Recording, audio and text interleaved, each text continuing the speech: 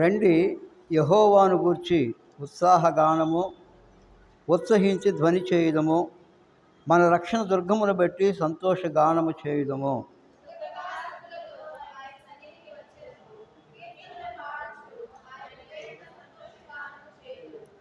యెహోవా మహాదేవుడు, దేవతలందరికీ పైన మహత్యము గల మహారాజు.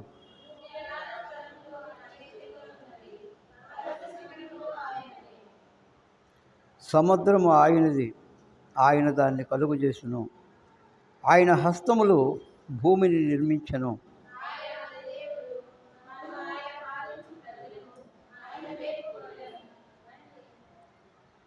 రండి, నమస్కారం చేసి సాగిలపడదుము. మనలను సృజించిన యెహోవా సన్నిధిని మోకరించుదము. ప్రార్థన చేసుకుందాం. ప్రేమస్వరూపైన మా ప్రభువా, జీవం కలిగిన మా తండ్రి, మీ మహాప్రేమను బట్టి, మీ దయను బట్టి ఈ సంవత్సరం 24వ సంవత్సరంలో చివరి పునరుద్ధాన దినం ప్రభువా, నేటి వరకు మమ్మల్ని మీ కృపలో భద్రపరిచి కాపాడి, మరి మిమ్మల్ని ఆరాధించుటకు, మిమ్మల్ని స్తుతించుటకు, నీ పాత సన్నిధికి మమ్మల్ని నడిపించిన మీ మహాప్రేమను బట్టి వందనములు, స్తోత్రములు, కృతజ్ఞతాస్తుతులు చెల్లించుకుంటున్నాం మా ప్రభువా. ఈ సమయంలో నీ పాత సన్నిధికి వచ్చినటువంటి బిడ్డలను బట్టి వందనాలు, స్తోత్రాలు ప్రభువా. ఇంకా రావాల్సినటువంటి బిడ్డలు త్వరపడి రావడానికి సహాయం చేయండి. చదవబడిన వాక్య భాగమును మీరే దీవించి, ఎన్నిక లేనటువంటి మనిషి మాత్రుని ప్రభువా మీరు మరుగుపరుచుకొని మీ యొక్క ఆత్మ ద్వారా కావలసిన ఆరాధన వర్తమానం దయచేయమని మహిమ, ఘనత, ప్రభావములు మీకే చెల్లించుతూ మా ప్రభు అయిన యేసుక్రీస్తు నామమున స్తుతించి ప్రార్థించి వేడుకుంటున్నాము తండ్రి, ఆమేన్.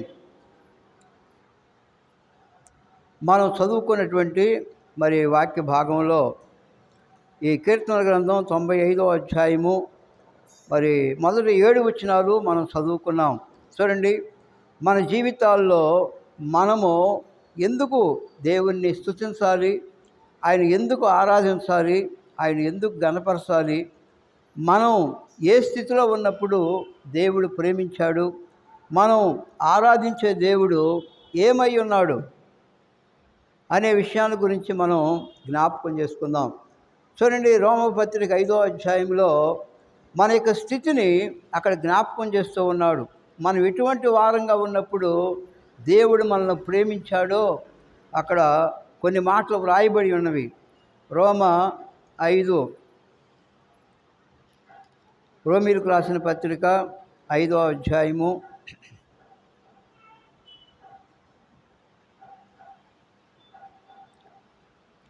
8వ వచనం చదవండి.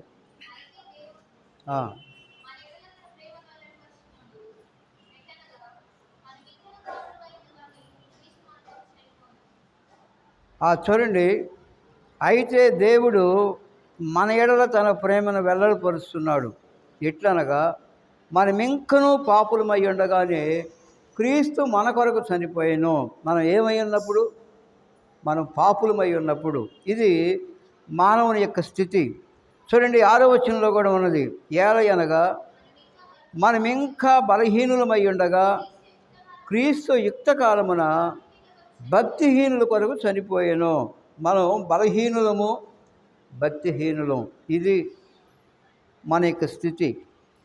ఈ లోకంలో మనం బలహీనులంగా ఉన్నప్పుడు, మనం భక్తిహీనులంగా ఉన్నప్పుడు, మనం పాపులమై ఉండగానే దేవుడు మనల్ని ప్రేమించాడు. అంతేకాదు, మనము శత్రువులమై ఉండగా దేవుడు మనల్ని ప్రేమించాడు. ఆ వచనం 10వ వచనంలో ఉంది, చదువు. ఏలయనగా శత్రువులమై ఉండగా ఆయన కుమారుని మరణము ద్వారా మనము దేవునితో సమాధానపరచబడిన ఎడల సమాధానపరచబడిన వారమై ఆయన జీవించుట చేత మరి నిశ్చయముగా రక్షింపబడుదుము. చూడండి, ఇక్కడ మనం చదువుకున్న ఈ వాక్య భాగంలో మనము పాపులమి, భక్తిహీనులమి, బలహీనులమి, శత్రువులమి. అలాంటి స్థితిలో ఉన్నప్పుడు దేవుడు మనల్ని ప్రేమించాడు. చూడండి, ఆయన ఏమై ఉన్నాడు అనే విషయాన్ని గురించి ఈ కీర్తన గ్రంథం 95వ అధ్యాయంలో మనం జ్ఞాపకం చేసుకుంటూ ఉన్నాం. రండి యెహోవాను గురించి ఉత్సాహ ధ్వని చేయుదము. మొదటి వచనం, మన రక్షణ దుర్గమును బట్టి సంతోష గానము చేయుదము. చూడండి, మన ఆరాధనలో మొట్టమొదటిగా మనం పాటలు పాడతాం. సంతోష గానము అంటే ఏంటి? పాటలు పాడతాం. పాటలు పాడిన తరువాత అప్పుడు మనం వాక్యాన్ని ధ్యానించుకొని మనం దేవుణ్ణి ఆరాధిస్తాం. మొట్టమొదటగా మనం దేవునికి కీర్తనలు పాడతాం, సంతోష గానం చేస్తాం. ఎందుకు చేయాలి? చూడండి, ఇక్కడ అంటున్నాడు, మన రక్షణ దుర్గమును బట్టి. దేవుడు మనకేమై ఉన్నాడు? రక్షణ దుర్గమై ఉన్నాడు.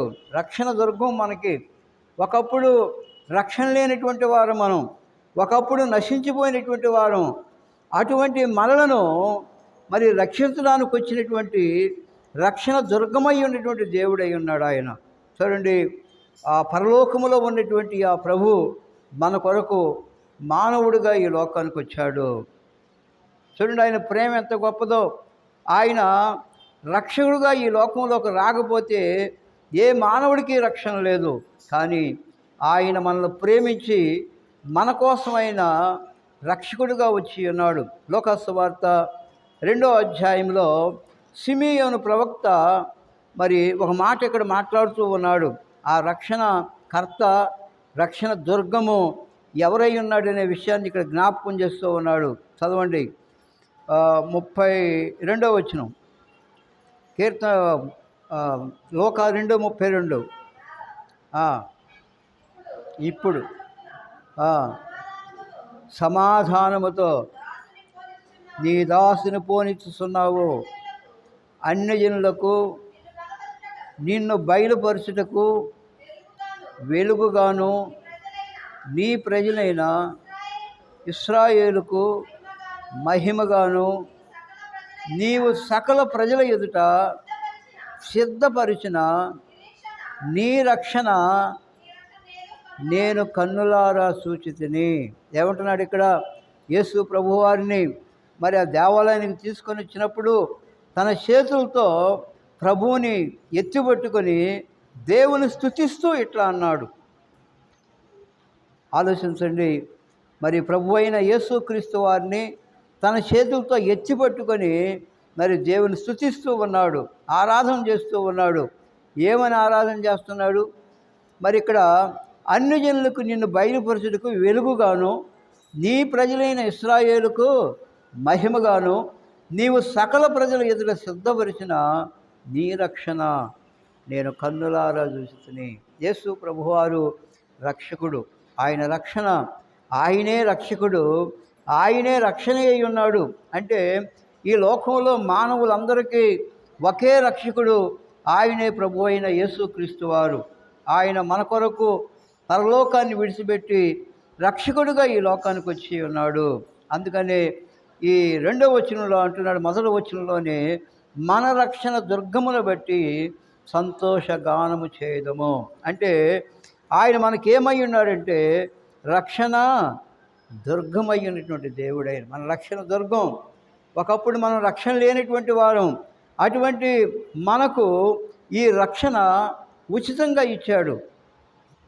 అందుకోసమే మన జీవితాల్లో మరి ప్రభువుని ఆరాధించాలి, సంతోషగానం చేయాలి, ఆయన స్తుతించాలి, ఆయన మహింపరిచే ప్రజలంగా ఈ లోకంలో మనం జీవిస్తూ ఉండాలి.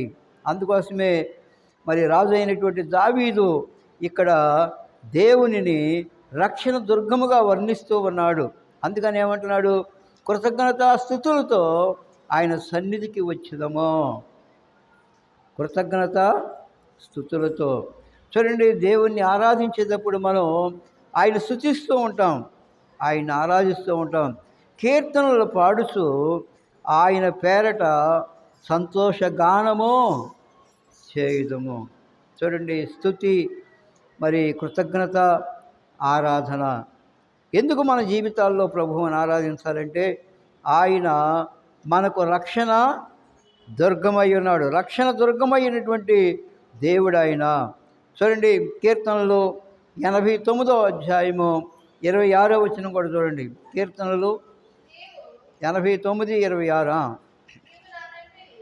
నీవు నా తండ్రివి, నా దేవుడవు, నా రక్షణ దుర్గము అని అతడు నాకు మొరపెట్టుచున్నాడు. చూడండి, ఇక్కడ ఏమంటున్నాడు? నీవు నా తండ్రివి, నా దేవుడివి, నా రక్షణ దుర్గము. ఆయన మనకేమై ఉన్నాడు? ఆయన మనకు తండ్రి అయి ఉన్నాడు, ఆయన మనకు దేవుడై ఉన్నాడు, ఆయన మనకు రక్షణ దుర్గమై ఉన్నాడు. అందుకోసమే మన జీవితాల్లో ప్రభువుని ఆరాధించాలి, ప్రభువుని మనం ఘనపరచాలి, ప్రభువుని మనం స్తుతించాలి. చూడండి, కీర్తనలు 14వ అధ్యాయము 9వ వచనం కూడా జ్ఞాపకం చేసుకుందాం. కీర్తనలు 14, 7వ వచనం తీసిన వారు చదవండి.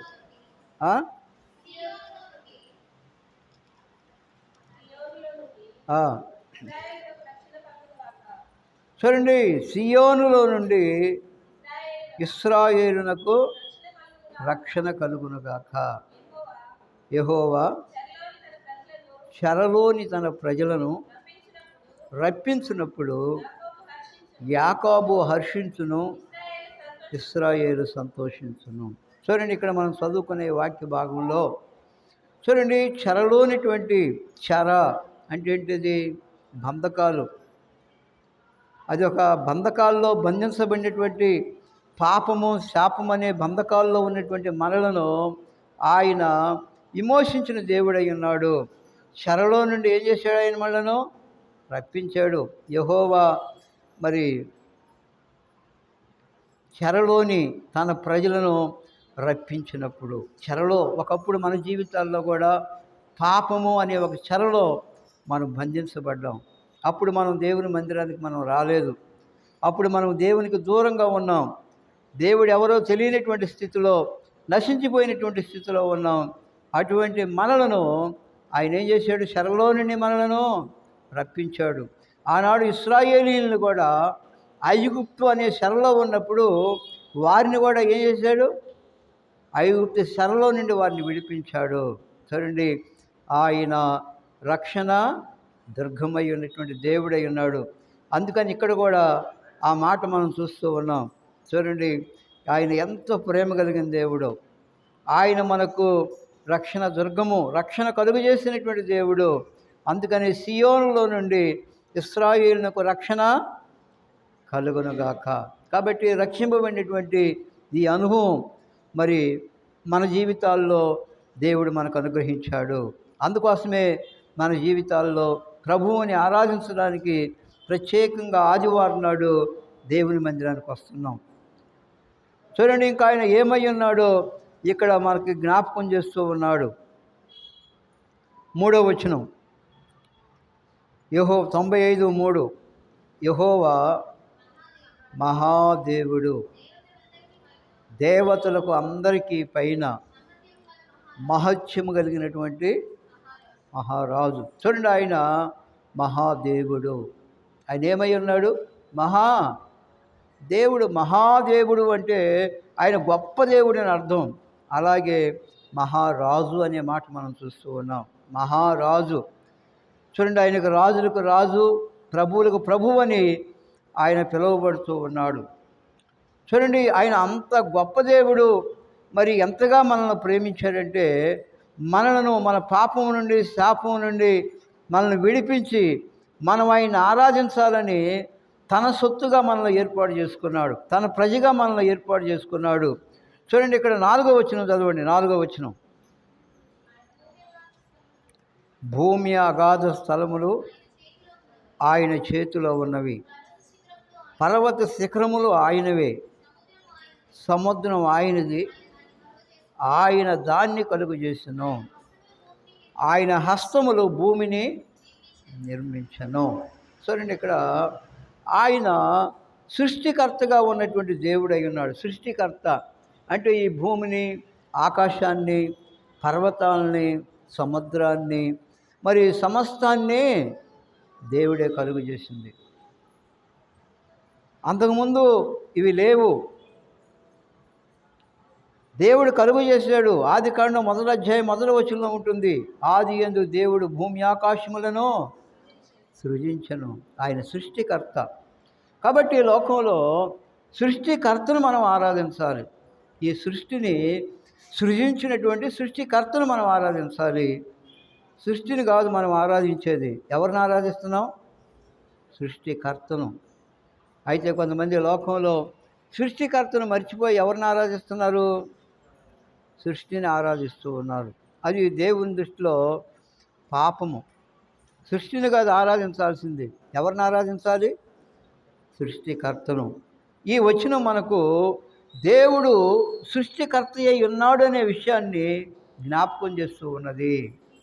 ఆలోచన చేయండి, అని ఎంత గొప్ప దేవుడో, ఎంత మహిమ కలిగిన దేవుడో, మహత్యము కలిగినటువంటి మహారాజు అంటున్నాడు. మహత్యం, ఆయన మాట చేతే ఎన్నో మహత్కార్యాలు చేశాడు, ఎన్నో గొప్ప కార్యాలు చేశాడు. కలుగునుగా కంటే కలిగినవి అంతే. భూమి మీద పక్షులు, జంతువులు, సూర్య చంద్ర నక్షత్రాలు ఇవన్నీ కూడా దేవుడు కలుగునుగా కంటే వెంటనే కలిగినవి అంతే. ఇంకా ఏమీ ఇక ఆలస్యం కాలేదు. ఆయన కలుగును కాకంటే వెంటనే కలిగినవి. ఎందుకంటే ఆయన మహత్యము కలిగినటువంటి మహారాజు. ద్రాక్షారసం అయిపోయినప్పుడు ఆ నీళ్ళని ద్రాక్షారసంగా మార్చాడు.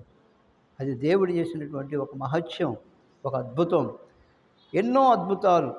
పాపి అయినటువంటి మానవుడు ఈ లోకంలో మరి పాపాన్ని విడిచిపెట్టి పరిశుద్ధుడిగా ఈ లోకంలో జీవించడం అనేది కూడా, అది కూడా ఒక మహత్యము, అది కూడా దేవుడు చేసిన కార్యమని మనం గ్రహించాలి. ఆలోచించండి, మనం ఆరాధించే దేవుడు మహత్యము కలిగినటువంటి మహారాజు అయి ఉన్నాడు. అందుకోసమే, అంతేకాదు ఆయన సృష్టికర్త అయినటువంటి దేవుడు అయి ఉన్నాడు. అందుకోసమే మన జీవితాల్లో ప్రభువుని ఆరాధించాలి. చూడండి, 6వ వచనంలో ఉన్నది ఆయన మన దేవుడు అనే మాట. ఆయన ఎవరు? ఆయన మన దేవుడు. ఒకప్పుడు మనము దేవుడు లేనటువంటి ప్రజలం. మనం దేవుడు ఎవరో తెలియనటువంటి వారు, మనం నిర్దేవులు. మనం అంటే దేవుడు లేని ప్రజలం, దేవుడు ఎవరో తెలియనటువంటి వారు మనం. అయితే మనం ఇప్పుడు మనకు దేవుడై ఉన్నాడు ఆయన. దేవుణ్ణి మనం మరి గ్రహించాం. నిజమైన దేవుడు యేసు ప్రభువు అని చెప్పి ఆ గ్రహించే మనసు దేవుడు మనకు అనుగ్రహించాడు. అందుకని ఇప్పుడు ఏమంటున్నాడు? ఆయన మన దేవుడు, మనము ఆయన పాలించు ప్రజలము, ఆయన మేపు గొర్రెలము. కాబట్టి మన జీవితాల్లో ఆయన మనల్ని పాలించే మరి దేవుడై ఉన్నాడు. అంతే కదా, ఆయన మేపు గొర్రెలం అంటే మనల్ని పోషించే దేవుడిగా ఉన్నాడు. ఒక కాపరి గొర్రెలను ఎలా పోషిస్తాడో అలాగే తన వాక్యము ద్వారా మన అనుదిన ఆహారము దేవుడు మన జీవితాల్లో మనకు అనుగ్రహిస్తూ ఉన్నాడు. అది మనం గ్రహించాలి. ఆయన మేపు గొర్రెలము అంటున్నాడు. రండి నమస్కారం చేసి సాగిలపడదాము. నమస్కారము అంటే ఆరాధన అని అర్థం. నమస్కారం చేయటువంటి అర్థం ఏంటి? ఆరాధించుట. అందుకని ఇక్కడ అంటున్నాడు, రండి నమస్కారం చేసి సాగిలపడదాము, మనలను సృజించిన యెహోవా సన్నిధిని మోకరించుదము. కాబట్టి మన జీవితాల్లో ఒకప్పుడు ఈ ఆధిక్యత మనకు లేదు. ప్రభువుని ఆరాధించే ఈ భాగ్యం మన జీవితాల్లో మనకు లేదు. ప్రభువు ఎవరో మనకు తెలియనటువంటి ప్రజలంగా ఈ లోకంలో నశించిపోయినటువంటి వారు. అటువంటి మనకు దేవుడు ఈ ఉదయకాలంలో ఈ 2024వ సంవత్సరం చివరి ఆదివారం, ఈ ఆదివారం, ఇక రాబోయే ఆదివారం క్రొత్త సంవత్సరంలో మొదటి ఆదివారం అవుతుంది. ఇది ఈ సంవత్సరానికి చివరి ఆదివారం. కాబట్టి మన జీవితాల్లో ప్రభువు ఏమై ఉన్నాడు, మనం ఎటువంటి స్థితిలో ఉన్నప్పుడు దేవుడు మనల్ని ప్రేమించాడు, ఆయన ఎంత గొప్ప దేవుడో కొన్ని మాటలు మనం ఇప్పుడు జ్ఞాపకం చేసుకున్నాం. కాబట్టి మరి ఆ వాక్యమును అనుసరించి మరి ఉదయకాలంలో మరి ప్రతి ఒక్కరూ ఆరాధించాలని ప్రభువు పేరట నీకు మనవి చేస్తూ ఉన్నాను. మొట్టమొదట సహోదరులు ప్రభువుని ఆరాధించండి.